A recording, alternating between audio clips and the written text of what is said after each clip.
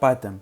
This word turns me on. It was my first and will be my first language. What is Python? If you have been living under a rock or something and you haven't heard of Python, why are you even watching this video? But if you don't want a history refresher on Python, skip to the timestamp on the screen. Python is a high-level interpreted general-purpose programming language. Its design philosophy emphasizes code readability with the use of significant indentation. Python is dynamically typed and garbage collected. It supports multiple programming paradigms including structured programming, procedural, object-oriented, but not as strict as Java and functional programming. Over the years, I have tried so many new technologies but nothing stuck as well as Python did. It has to do with the fact that Python's syntax is so simple and easy to use. It reads like plain English. The only problem I have with Python is it can't do much stuff. Like you can make web apps, ML models and some games, but is not of much use. Also keep in mind it is significantly slower than other languages like C and C++.